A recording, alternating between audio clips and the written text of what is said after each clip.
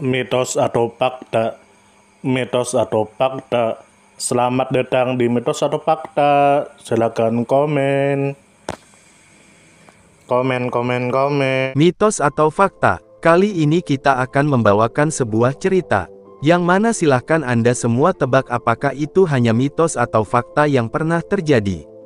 Tentu kita semua tahu bahwa mitos itu adalah cerita yang dipercaya sebagai hasil imajinasi dan kebenarannya tidak dapat dibuktikan. Sedangkan fakta adalah suatu peristiwa atau keadaan yang benar-benar terjadi dan dapat dibuktikan. Fakta dapat diperoleh melalui pengamatan terhadap suatu objek atau peristiwa. Sekarang masuk ke video. Dikatakan bahwa pada masa lalu hidup seseorang yang bernama Ahmad atau yang dikenal dengan sebutan Al-Maghfurlah Al-Habib Ahmad bin Abdullah bin Thalib Al-Attas. Lalu kemudian selanjutnya dikatakan menurut kabar yang beredar, bahwa Habib Ahmad, demikian masyarakat Pekalongan dan sekitarnya memanggilnya. Beliau adalah figur seorang ulama yang menjadi panutan umat Islam khususnya di kawasan pesisir utara Pulau Jawa. Pasalnya kealiman beliau sangat terkenal dan menjadi pusat rujukan setiap problem agama, khususnya yang berkaitan dengan masalah hukum Islam. Lalu kemudian selanjutnya dikatakan menurut kabar yang beredar, bahwa walaupun beliau seorang ulama terpandang dan berkedudukan tinggi, mengajak orang berbuat baik dan mengajak meninggalkan perbuatan yang buruk dan jahat, adalah merupakan ciri khas dan naluri pribadi ulama yang dikenal sangat bersahaja ini. Lalu kemudian selanjutnya dikatakan menurut kabar yang beredar, bahwa Al-Habib Ahmad bin Abdullah bin Thalib Al-Attas dilahirkan di kota Hajerim Hadramaut pada tahun 1255 Hijriyah. Lalu pada masa kecilnya, beliau mendapat didikan langsung dari ayah beliau Al-Habib Abdullah bin Thalib Al-Attas. Setelah dirasakan cukup menimba ilmu dari ayahnya, beliau kemudian meneruskan menuntut ilmu kepada para ulama besar yang ada di Hadramaut. Lalu kemudian selanjutnya dikatakan menurut kabar yang beredar, bahwa di antara para guru beliau adalah 1.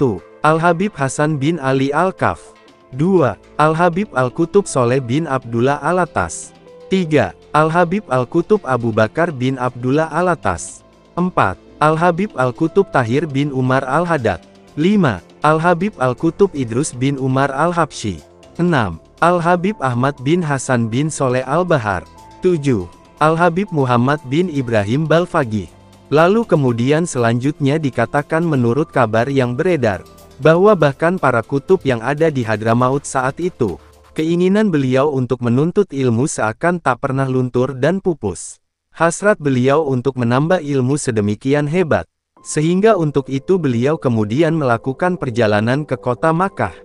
Beliau banyak menjumpai ulama-ulama besar yang tinggal di kota Makkah saat itu. Kesempatan baik ini tak beliau sia-siakan. Beliau berguru kepada mereka. Lalu kemudian selanjutnya dikatakan menurut kabar yang beredar, bahwa beliau berdakwah di pinggiran kota Makkah. Beliau tinggal di sana selama 7 tahun. Dalam kurun waktu itu, kegiatan dakwah selalu aktif beliau lakukan di sana. Kemudian beliau berkeinginan untuk melanjutkan perjalanan dakwah beliau ke Indonesia. Lalu kemudian selanjutnya dikatakan menurut kabar yang beredar, bahwa beliau sampai di sini diperkirakan sekitar tahun 1295 sampai tahun 1300 Hijriyah. Setibanya beliau di Indonesia, beliau menuju ke kota Pekalongan dan menetap di sana. Lalu kemudian selanjutnya dikatakan menurut kabar yang beredar, bahwa di kota Pekalongan beliau selalu aktif meneruskan kegiatan-kegiatan dakwahnya. Beliau tidak ambil pusing dengan urusan-urusan duniawi. Semua fikrah beliau semata ditujukan untuk kepentingan dakwah. Waktu beliau selalu terisi dengan dakwah, ibadah, zikir kepada Allah dan rajin membaca ayat-ayat suci Al-Quran. Selain itu, ilmu beliau selalu tampak bercahaya, terpancar melalui akhlak beliau yang mulia. Beliau selalu berperilaku baik, penyayang dan lemah lembut terhadap sesama. Akan tetapi itu pun tidak meniadakan sikap beliau yang selalu bernahi mungkar. Jika beliau melihat seseorang yang melakukan suatu kemungkaran, beliau tidak segan-segan untuk menegurnya. Perkataan-perkataan yang keluar dari mulut beliau, selalu beliau ucapkan dengan sidik. Beliau tidak peduli terhadap siapapun jika ada hak-hak Allah yang dilanggar di hadapan beliau. Sehingga berkat beliau Izul Islam wal Muslimin tampak terang benderang menyinari kota Pekalongan. Di samping itu, dari sebagian jasa-jasa baik beliau membangun beberapa masjid dan madrasah salafiyah yang berjalan pada tarikah para salaf beliau yang soleh. Rumah beliau selalu penuh dengan tamu dan beliau sambut dengan ramah tamah. Inilah akhlak beliau yang mensuri tauladani akhlak dan perilaku datuk-datuk beliau. Sampai akhirnya beliau dipanggil ke Hadratillah, pergi menuju keridaan Allah. Lalu kemudian selanjutnya dikatakan menurut kabar yang beredar, bahwa beliau wafat pada tanggal 24 Rajab 1347 Hijriah di kota Pekalongan dan dimakamkan di sana. Masyarakat berbondong-bondong mengiringi kepergian beliau menghadap Allah. Derai keharuan sangat terasa membawa suasana syahdu. Selang setahun kepergian beliau, untuk menghidupkan kembali kesuri tauladan dan mengenang jasa-jasa baik beliau, setiap tahun di kota tersebut diadakan hail beliau. Hail tersebut banyak dihadiri oleh berbagai kalangan umat Islam. Mereka berduyun-duyun dari berbagai kota hadir di sana, demi mengenang kehidupan beliau, demi menjemput datangnya nafahat dan imdadat. Dikatakan juga bahwa Habib Ahmad bin Abdullah bin Thalib Al-Attas dikenal sebagai pribadi yang sederhana. Hampir seluruh waktunya habis untuk belajar dan mengajar, melakukan syiar agama Islam melalui berbagai pengajian, memberi contoh dengan perbuatannya dan menjadi imam di masjid wakaf dekat tempat tinggalnya. Beliau juga dikenal sebagai pribadi istiqomah, tegas memperjuangkan amar ma'ruf nahi munkar, keras dan tidak pandang bulu. Mengatakan yang benar itu benar dan salah itu salah. Sikap inilah yang membuatnya menjadi tokoh yang diperhitungkan. Sebaliknya beliau menangis bila mengingat bahwa kelak kita akan menjadi penghuni kubur. Sebab umur kita pendek dan hidup di dunia ini lebih banyak tipuan. Beliau juga dikenal sebagai orang yang luas ilmunya, sehingga menguasai permasalahan yang ada di masyarakat. Dalam kehidupan sehari-hari beliau sangat sopan dan dicintai banyak orang. Beliau memberikan teladan, sangat kuat amalannya, baik yang wajib maupun yang sunnah. Habib Ahmad bin Abdullah bin Thalib Al-Attas dikenal dengan keketatannya pada kaidah pakaian wanita muslim. Orang-orang di kota Pekalongan tahu betul akan hal itu dan para wanitanya tidak pernah berani berjalan di antara rumahnya dan masjid tanpa menutupi tubuhnya secara ketat. Pada suatu hari, seorang wanita asing berpakaian impor yang tampaknya tak memahami keadaan berjalan di lokasi itu tanpa menutup kepala. Ia berpapasan dengan Habib Ahmad bin Abdullah bin Thalib Al-Attas dan tiba-tiba beliau memukul wanita itu dengan tongkatnya. Bagi Habib Ahmad bin Abdullah bin Thalib Al-Attas itu merupakan kewajiban yang harus beliau lakukan.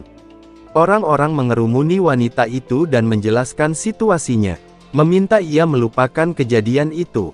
Namun wanita tersebut mengadukan hal itu ke kantor polisi yang dikepalai seorang Belanda. Kepala polisi memerintahkan para pembantu polisi Jawa yang muslim untuk menangkap Habib Ahmad bin Abdullah bin Thalib Al-Attas. Mereka tahu betul siapa orang tersebut dan memilih menolak perintah kepala polisi Belanda itu. Si kepala polisi menjadi tertarik dan pergi ke rumah Habib Ahmad bin Abdullah bin Thalib Al-Attas sendiri. Namun ia kembali dan tidak melakukan apapun. Pada mulanya saya mau menangkap Habib Ahmad bin Abdullah bin Thalib Al-Attas. Tapi saya melihat 2 ekor harimau berada di sebelah kanan dan kirinya, kata kepala polisi kepada anak buahnya.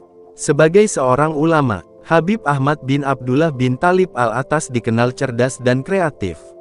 Salah satu kecemerlangan pemikiran beliau tampak pada idenya membentuk pendidikan sistem klasikal. Beliaulah orang yang membangun Madarasah Salafiyah Ibtidaiyah secara klasikal pertama di Pekalongan. Lalu disebutkan bahwa Habib Ahmad bin Abdullah bin Thalib Al-Attas wafat tahun 1929 Masehi di Pekalongan. Sebuah tempat keramat dibangun di makamnya dan puteranya, Habib Ali, mulai menggelar haulnya yang menarik ribuan jamaah setiap tahun. Belakangan yang merawat tempat keramat itu adalah Habib Abdullah Al-Bakir Al-Attas, cucu Habib Ahmad bin Abdullah bin Thalib Al-Attas. Bagaimana menurut Anda semua? Apakah cerita di atas adalah mitos dan cerita sebelum tidur atau memang fakta yang pernah terjadi? Silahkan tulis di kolom komentar.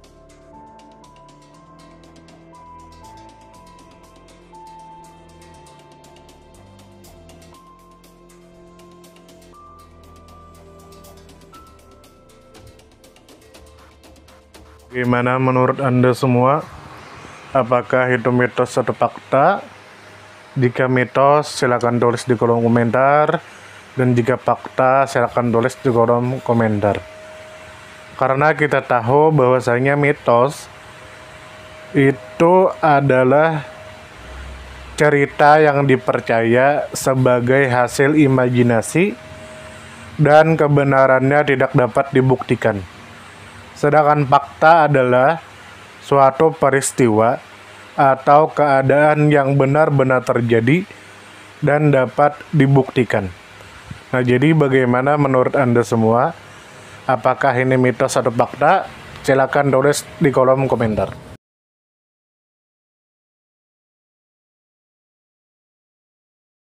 Tidur, tidur, tidur, tidur. Ayo kita tidur.